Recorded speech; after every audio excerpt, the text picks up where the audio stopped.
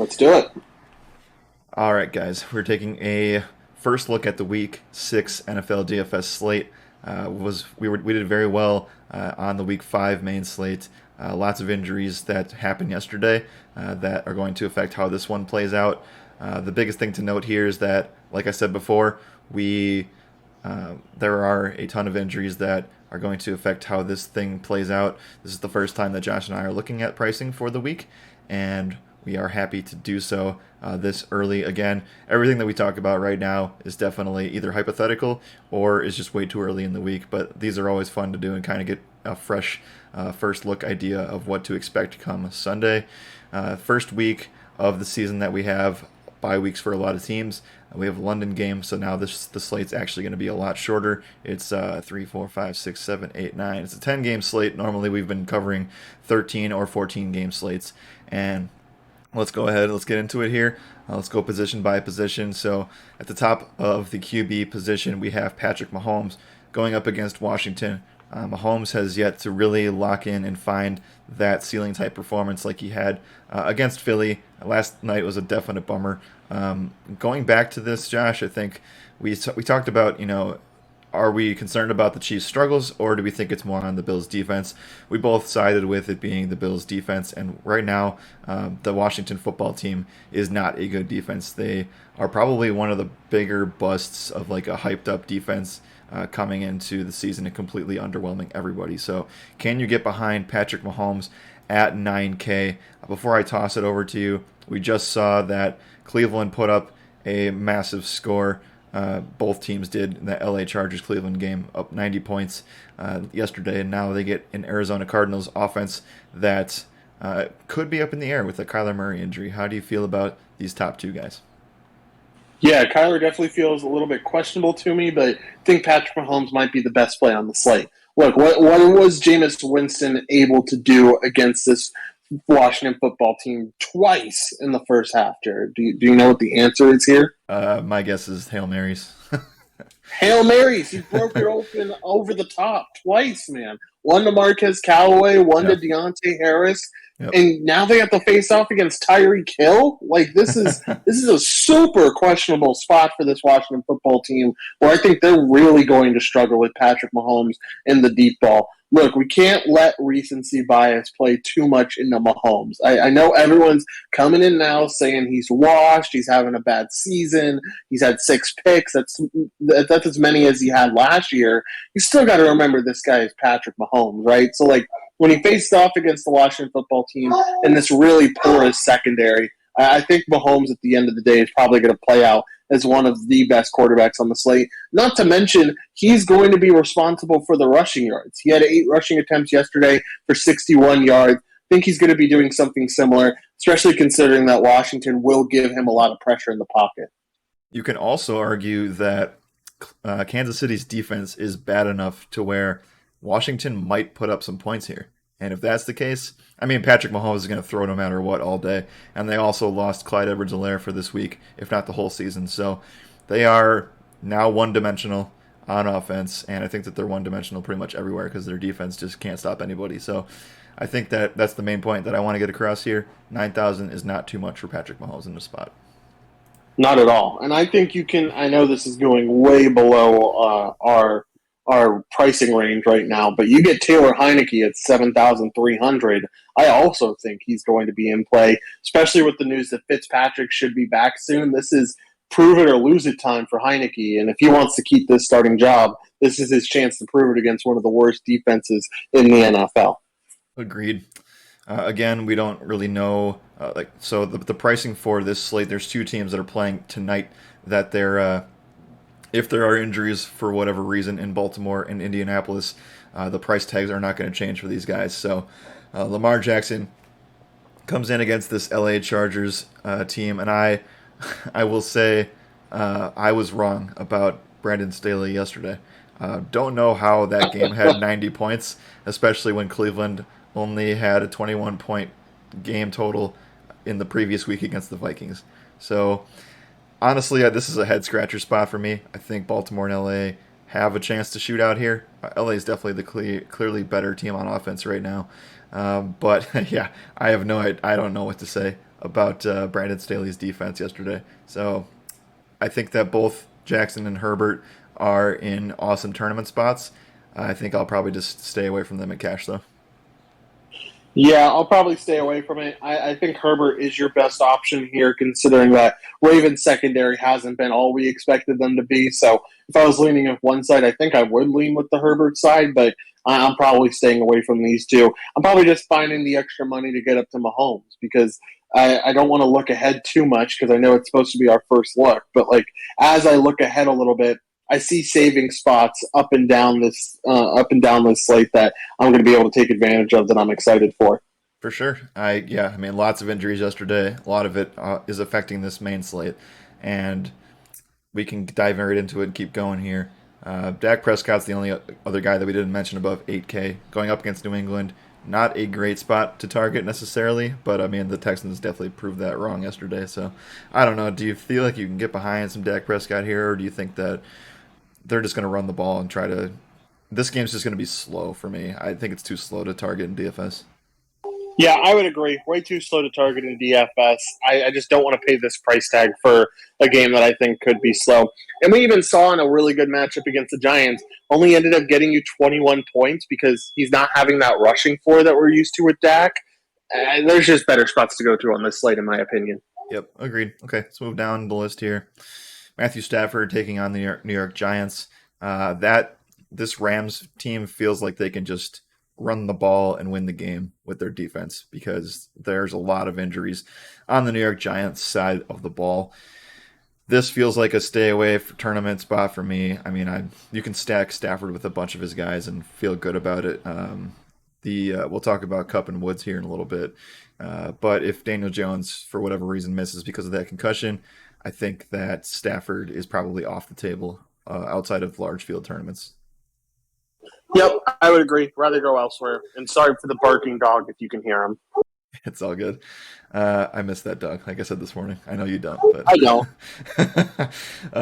So we have Aaron Rodgers going up against Chicago in Soldier Field. Never a spot that I like to target.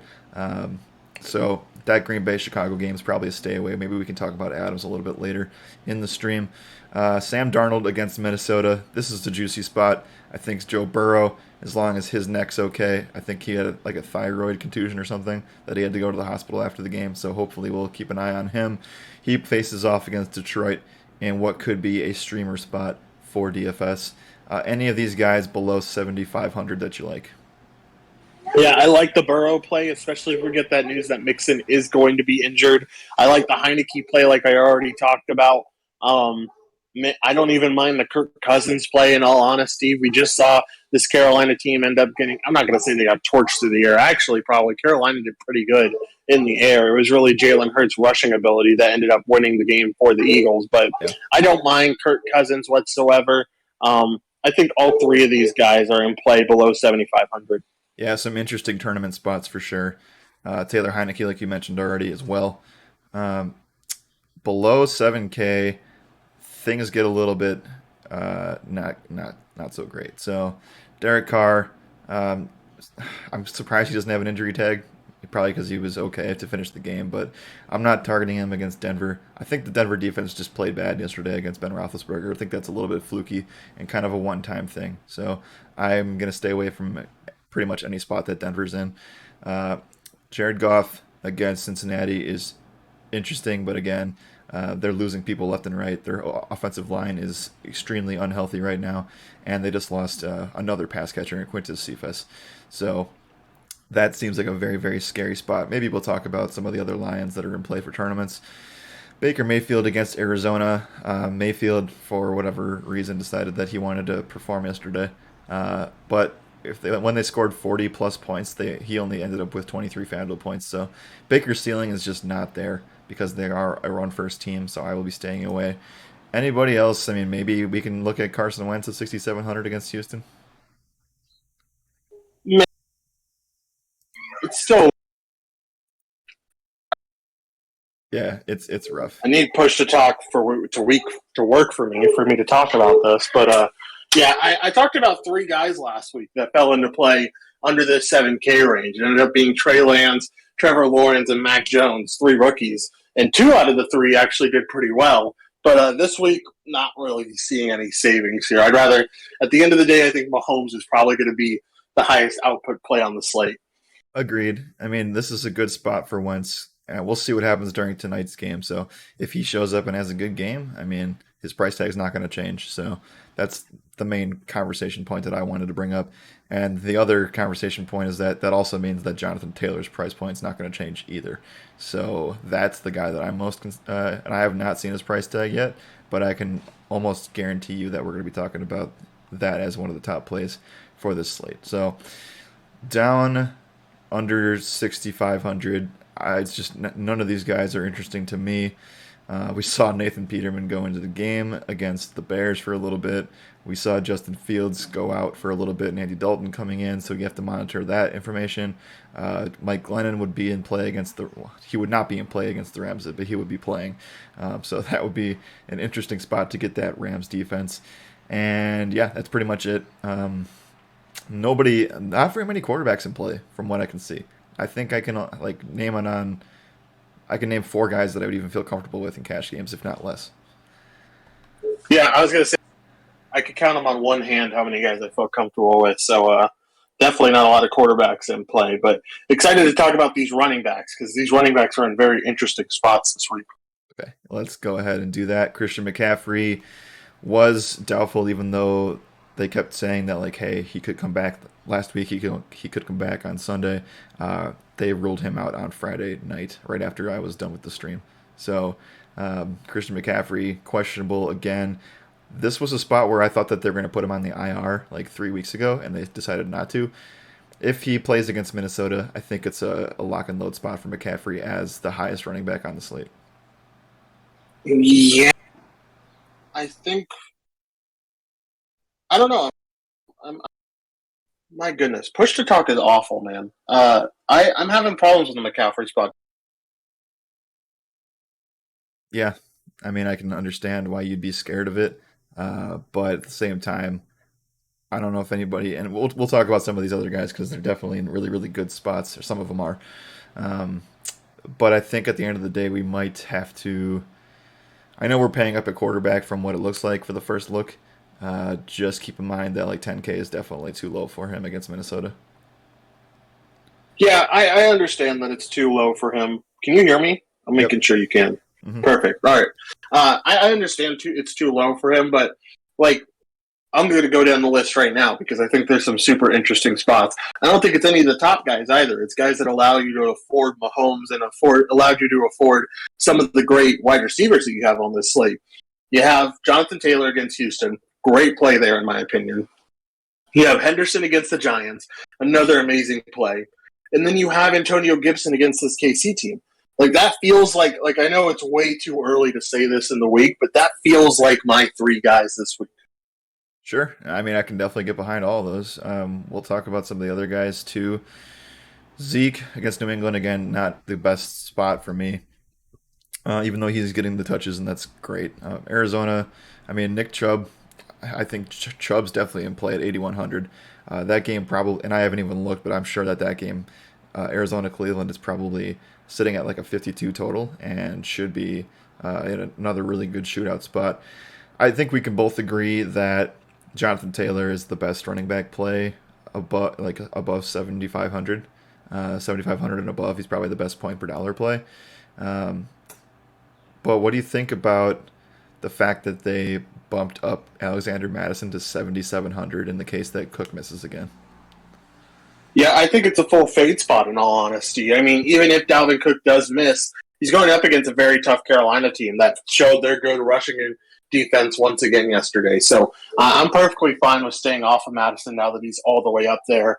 And I think Taylor is a much better play. And I think Henderson is a much better play at 7,300 too. Like, I'd rather have both of those guys. Yeah.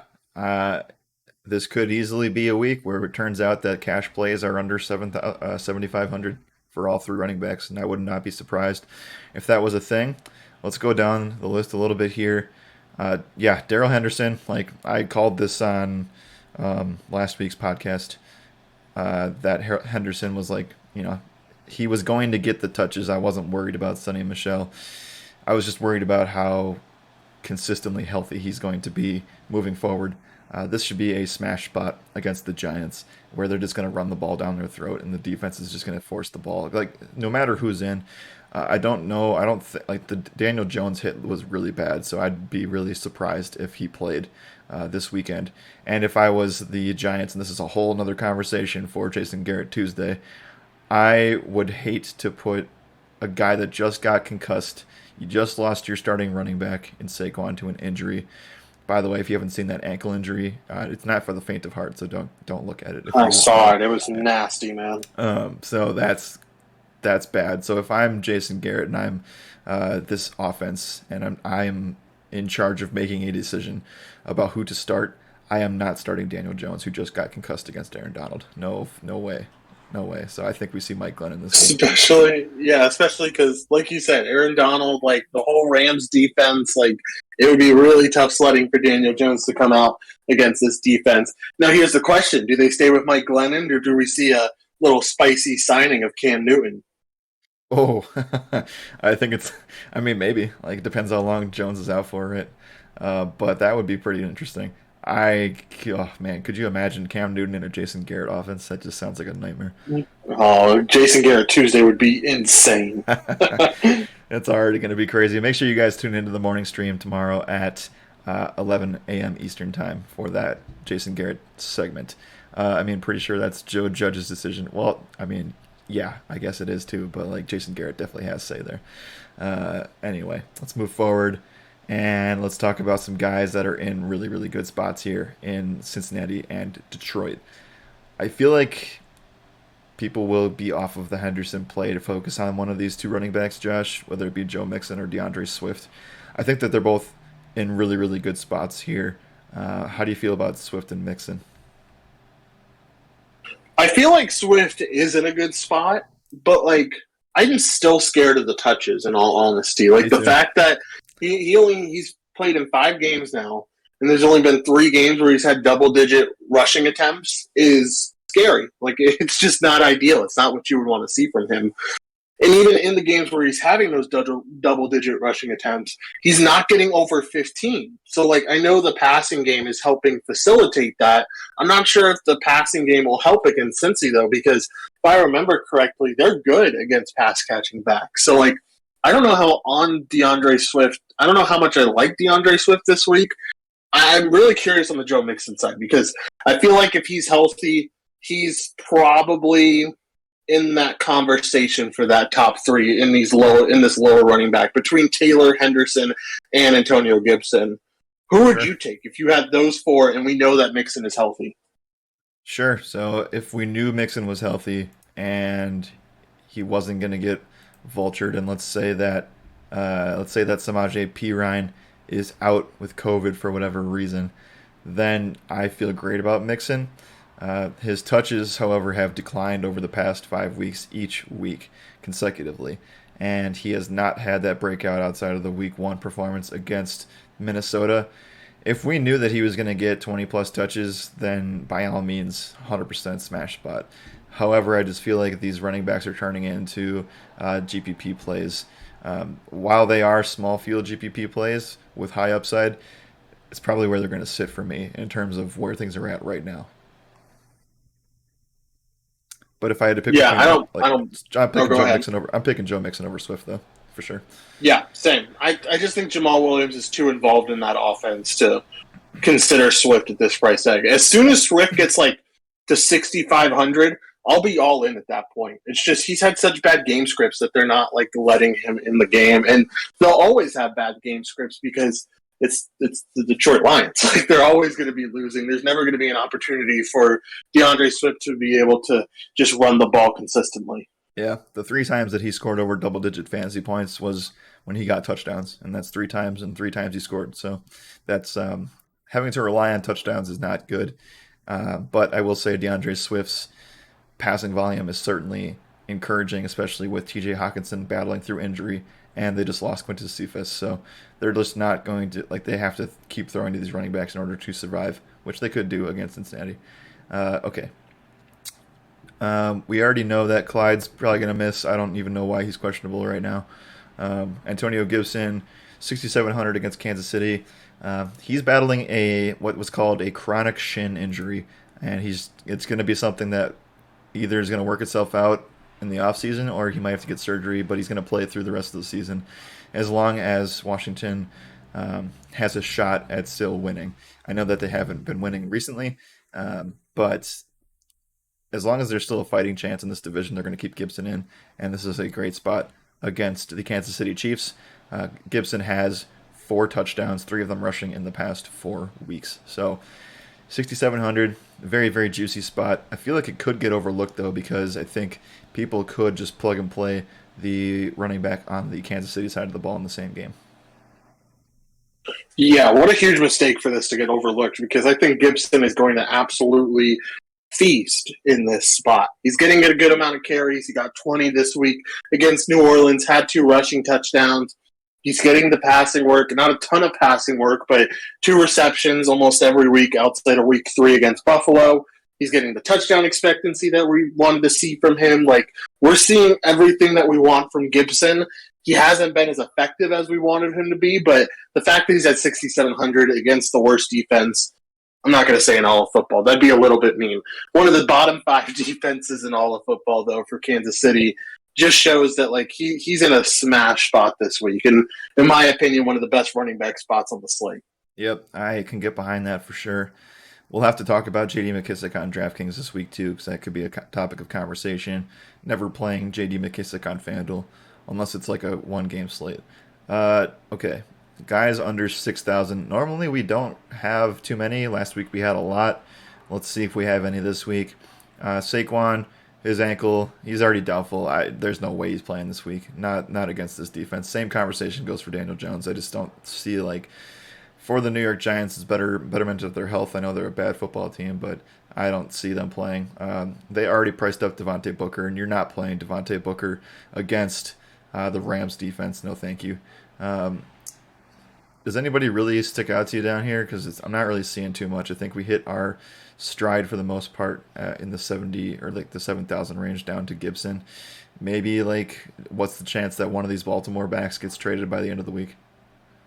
Yeah, I think that's my thing. If one of these Baltimore backs do get traded to possibly a Giants team, who knows where they would go, but I'm interested to see what these Baltimore backs would end up doing, because Tabius Murray, we saw he got 18 carries last week. It's going to be interesting to see what his carries are going to be like this week. We saw Williams just inactive last Sunday, and it's going to be interesting to see if he's back inactive. How much does he cut into Murray's workload?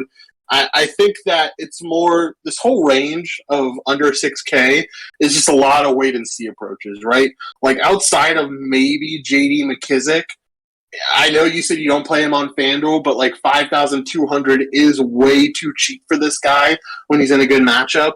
I feel like he's a GPP play.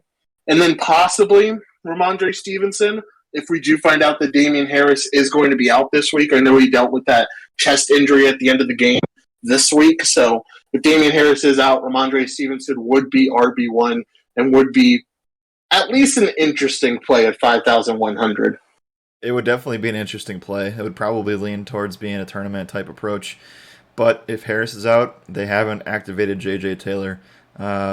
And James White obviously done for the season. Brandon Bolden is actually priced up above Ramondre Stevenson. There's true talent there. It's just at what point are they going to give him the carries and be that dude? And in New England, you never really know the answer to that question, especially when all of them are having fumble issues. Like every single running back has had a fumble issue and even multiple fumble issues, as we saw yesterday. So that is what it is. I think that's a stay away and just wait and see thing.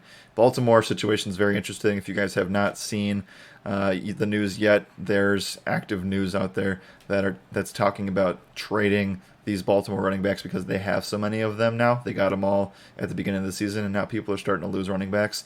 The Chiefs could be a team that is interested in acquiring a running back right now. And that's the topic of conversation that I want to get to right now before we wrap up running back and move on to wide receiver. If you look at this Chiefs game, I'm already ruling Clyde Edwards-Helaire out. If he plays this season again, I would be shocked. So with him out, people are going to scroll down and look for these Kansas City running backs. We already have Elijah McGuire, who barely plays. He doesn't really play anyway, but he's also injured. So there's only 2 guys right now that are in play for the Chiefs. If Clyde Edwards-Helaire misses, obviously one of them, well, you can add 3, I guess, if you want, and say Tyreek Hill is one of those guys, but Darrell Williams and Jerick McKinnon. Darrell Williams is 600 more than Jerick McKinnon, and I feel like everybody gravitates towards Darrell.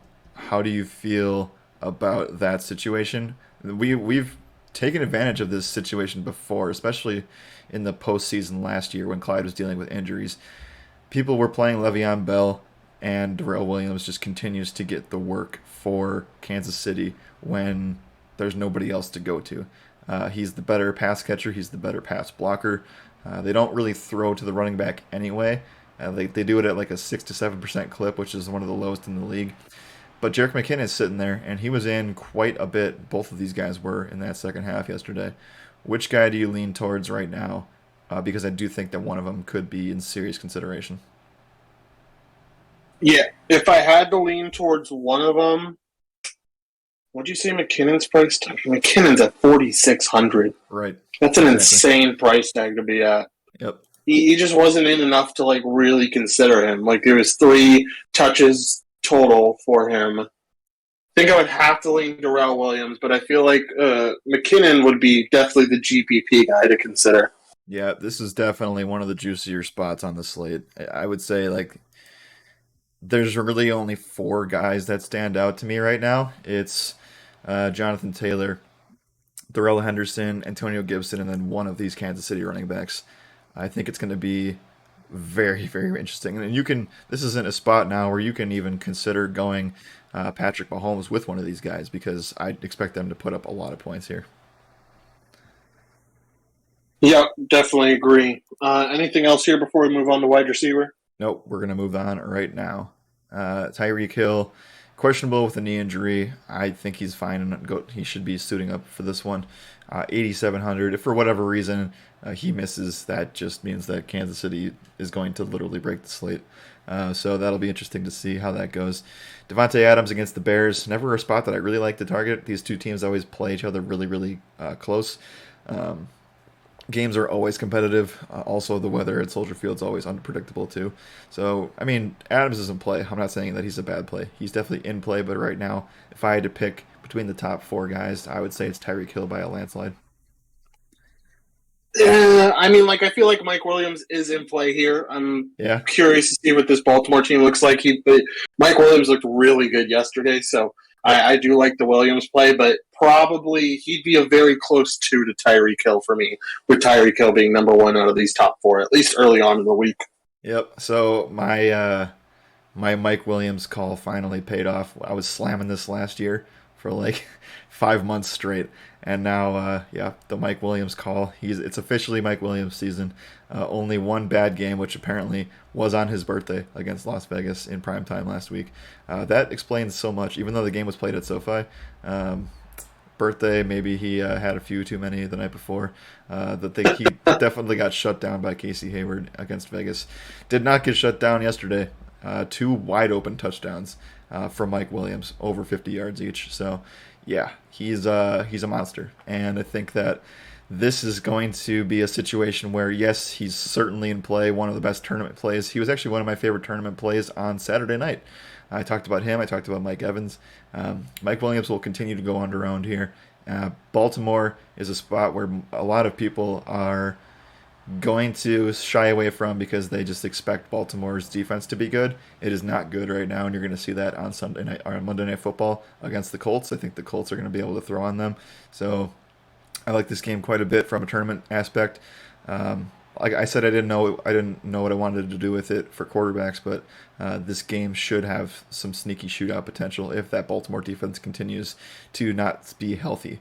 At 7,800, Jamar Chase, somehow this guy just continues to make us look bad, Josh, because he scored 2 receiving touchdowns yesterday against a Packers secondary that was without Jair Alexander. And man, like I don't know if you saw. I think you were watching the Patriots game probably when this happened, but that second touchdown from Jamar Chase was not really a broken play. The defender almost had a pass breakup, but it literally went right through his hands, and Jamar Chase caught like a 70-yard touchdown. So, what are we doing here? Obviously, we need to know if Joe Burrow's healthy. That's the first thing to look at. But against the Lions, dude, he should just go bananas. He really could have like a 200-yard receiving game against this Lions team and probably get it all in like 4 catches. Like that's what Jamar Chase could do against this Lions team, because we've talked about it, especially after they lost Okuda early on in the season. Like, we knew this Lions secondary would be really bad, and they just continue to be really bad. So I think Jamar Chase is honestly a top option here at 7,800. And if you include him with all of these, with the 5 guys ahead of him, he's the top 6. I mean, like, he's number 2 for me probably, right behind Hill. And I think, honestly, if Hill's injury gets worse throughout the week and he's not practicing as much as I thought he would, could you make the case that Chase is the best wide receiver option out of these top 6 guys on FanDuel? He probably has the best matchup if we're not counting Hill, but I don't know if I can. It's tough to rank anybody above Adams with the consistency that he's had this season. But the matchup is much better for Chase. I will. But Chase has had the same consistency, man. Like, that's the thing. Like, outside of that week against Jacksonville, where he still had, it wasn't a great week. 10.7 is not what you're looking for from Chase. But like, every other week he's had a touchdown, and not only has it been a touchdown, they're usually long touchdowns too. So like, I don't know, man. I feel like Chase is going. Maybe Chase gets overlooked this week, and if that's the case, I'm going to have a lot of shares of Jamar Chase. He definitely could be, and to the point about Adams, he's only had like 2 smash games, and they're both games where he had receiving touchdowns in. But, still 3 games over 100 yards, ridiculous target numbers in close games. And that's the thing that always worries me about Chase, is just like, and that's getting better, so I'm not saying it's a bad thing, but the targets were always something that I was going to be concerned about. And Higgins did not look right yesterday, did not look like himself. So maybe we see, I don't know. It all depends on Joe Burrow's availability. So I think Jamar Chase could be a guy that gets overlooked here, and that's kind of shocking to say. Here we go. We got our breaking news for Clyde Edwards-Helaire. He has suffered an MCL sprain. This means he'll be out for a few weeks. Sources say while he'll miss time, not quite as bad as it appeared last night. So I know you were saying how bad it looked last night, but it looks like the Chiefs might have lucked out a little bit. Yeah, it looked really bad. So I am surprised, but he's definitely out at least for a month, I would say at the least. Yeah, most likely. Whoops. Sorry, guys. 1 second. Why did that do that? That was weird. Anyway, I just totally messed up on the main screen here. I just shifted us back to the chatting screen. We're all good. Nice. I just have to make sure we get this back up. I clicked on freaking something on Twitch, and it just blew everything up. So we're having some major tech issues today, which is always fun for a Monday. Always a good time. All right, we're back. Obviously, now you guys know that we use Streamlabs, so good program. Always fun. Great program. Okay. Under 8K wide receivers, DeAndre Hopkins going up against Cleveland. Certainly interesting. Again, monitor Kyler Murray's status throughout the week. Hopkins, while having can we say it was a down year? I don't know. It's tough to say. But yeah, I don't know. I mean, like, he's had 3 games over double digits fantasy points, but he definitely has had some stinkers in there. The targets are just not there for Hopkins. They were yesterday, but he has not had double-digit targets this season, Josh, so I don't know if I can even target him. I can't target him in cash with that number not being over double digits at that price tag, but tournaments maybe is an interesting way to go. I will say it's in the exact spot where we just saw both of these guys from the Chargers end up succeeding, right? We saw Chargers wide receivers absolutely torch Cleveland. I think Hopkins could be in that same camp. I agree with you. It's definitely not a cash game play. I'll find the extra 100 to get up to Jamar Chase, in my opinion. But I think you see a trend here of what's happening. He's staying more involved in closer games. I think week one was kind of an anomaly, but because that game was not close against the Titans, but he just ended up getting those first two early touchdowns. But we saw as soon as the game got out of hand, he completely disappeared. I remember because I had him that day, and he didn't do shit for the whole second half. And so, if the game is going to stay close, he is going to stay involved.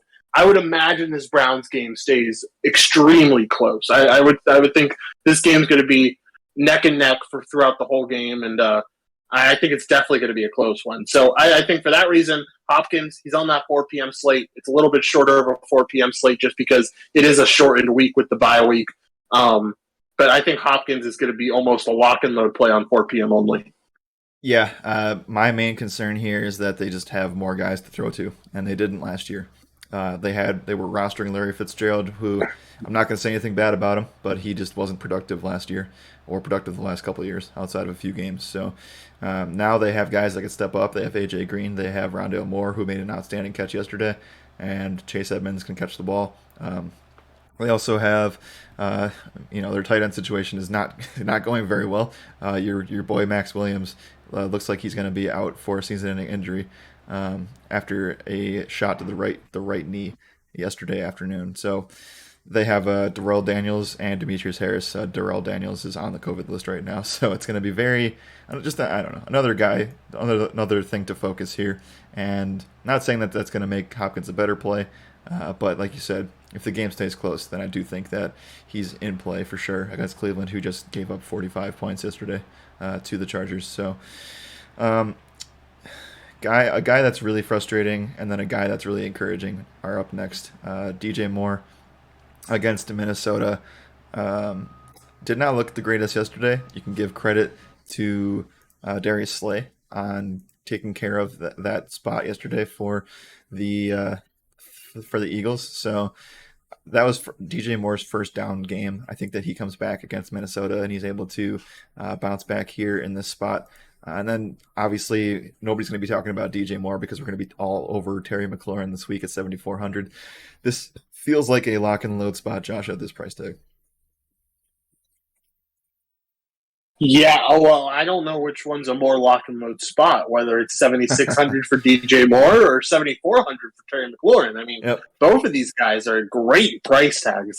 I feel like I'm just going to be – this is why I was talking about saying that, cheap running backs, you're going to need them this week. Even if McCaffrey is in at 10K, I don't know if I'm going to go there because I need those cheaper running backs so I can get up to guys like Terry, like DJ Moore, like Tyreek Hill, like Jamar Chase. I think this could definitely be a pay-up week at wide receiver. And then you look at the lower end of wide receiver, and it's not all that enticing. So, I really like DJ Moore's spot, but I also really like Terry's spot, too. Yep, I think you have to roster one of these two guys. You can pair Gibson with McLaurin and feel good about it. I think that they're great run back spots against Mahomes.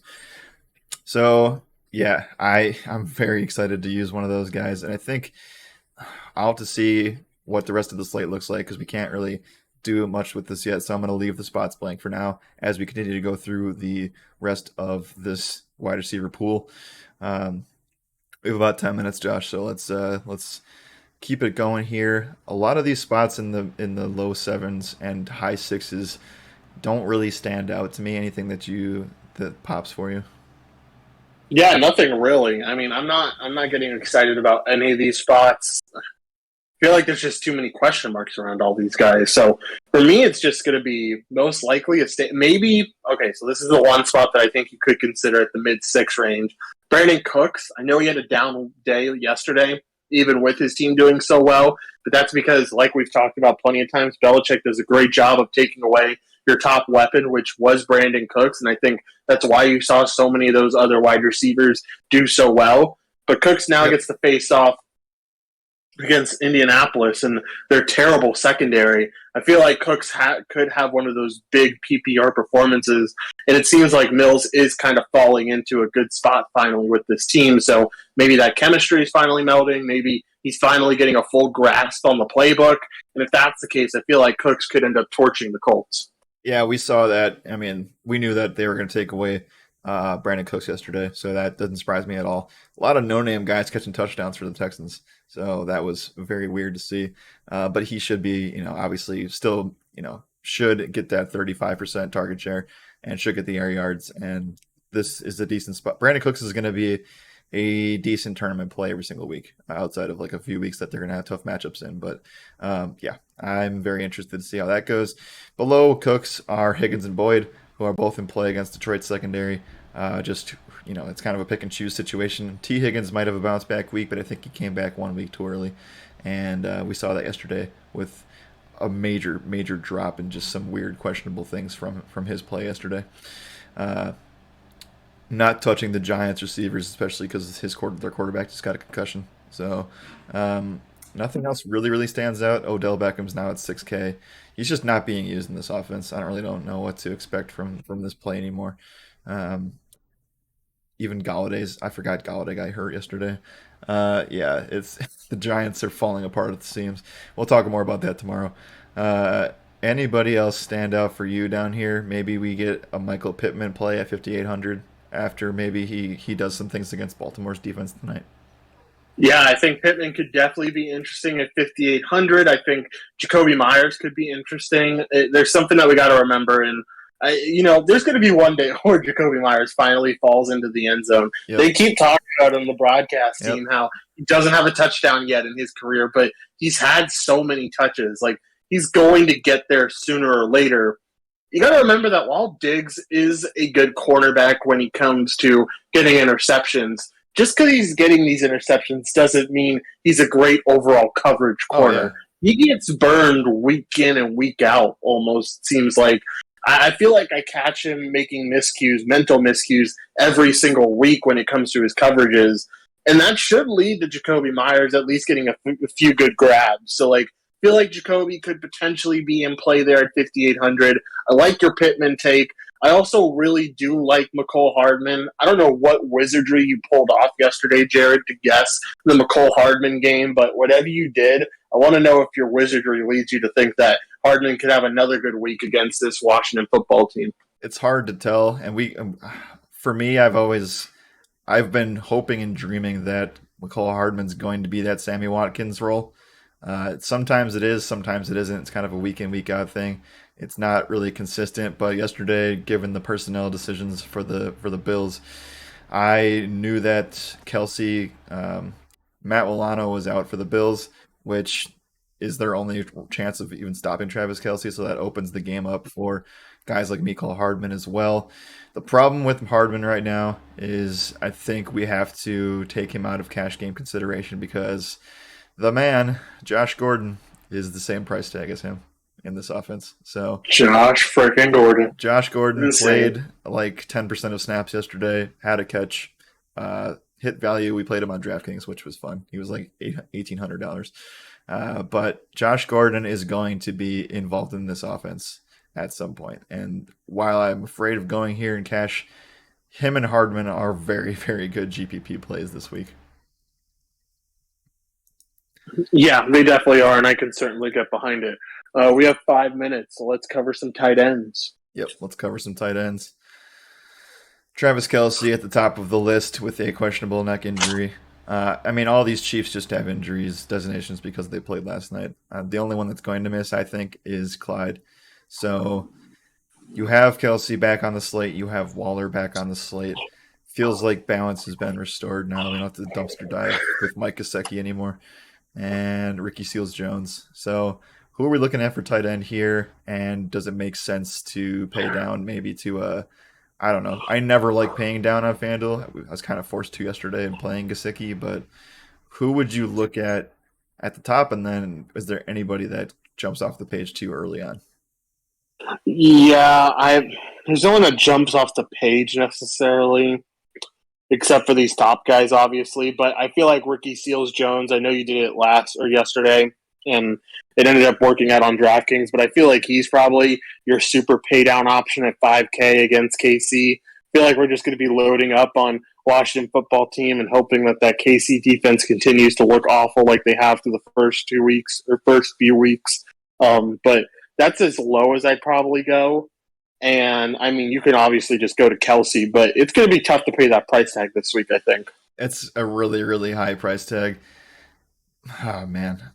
Anyway, like I'm not interested in Schultz. Waller's got a tougher matchup. Hawkinson is probably one of the better options here against Cincinnati as that run back piece. Uh, Mark Andrews is in play too. The one guy Hawkinson has just been, sorry, I don't mean to interrupt, but he's like just the been thing meh. with Hawkins, yeah, he's been super mad, like super inconsistent the past 2 weeks, which is what scares me. So Yeah. that's why I stay away from mentioning anyone under Kelsey. Like it's another. I mean, like you said, it's a breath of fresh air to have Kelsey and Waller here, but I feel like it's just another ugly week of tight end. Yeah, it is, and usually always is on FanDuel. Jared Cook, sneaky spot against Baltimore. That could be very interesting in a potential shootout game.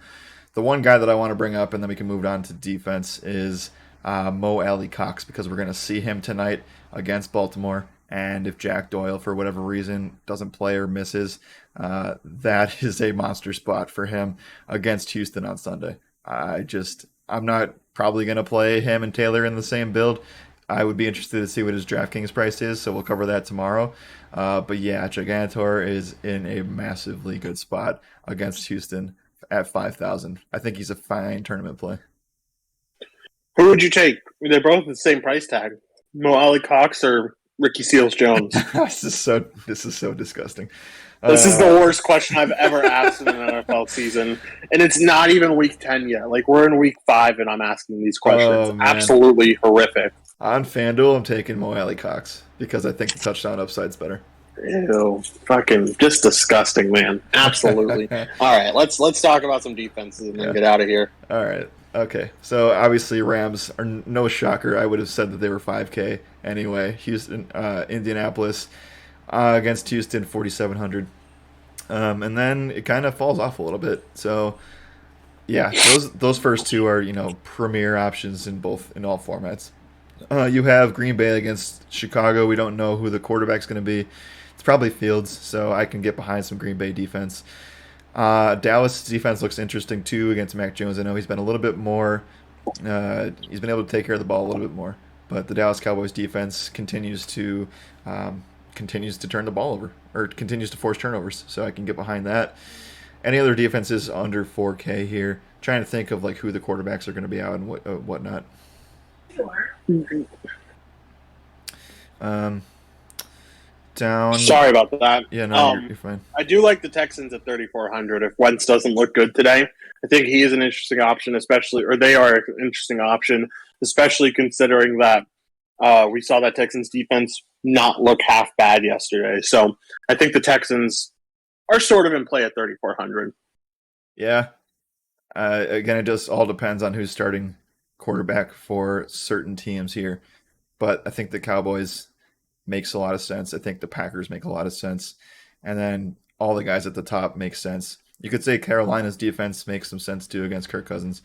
Yeah, I think that this is a very, very interesting week. Running back is the position I feel best about. Quarterback is a close second. I think that this slate is going to be definitely decided at wide receiver, though, from what I can gather after the first look. Yep, I would definitely agree there. All right, guys. We are going to wrap things up, and a lot of this week depends on injury news. So make sure you tune into these streams every single day, Monday, Tuesday, Wednesday, Thursday, and Friday, because we're going to have another crazy week of injuries, and it's going to keep getting worse. So I can guarantee that it's gotten worse the past 2 weeks consecutively, and it's going to get even worse now with all these bye weeks and everything starting to happen, and some major, major season-ending injuries on Sunday yesterday. So we are going to wrap things up today.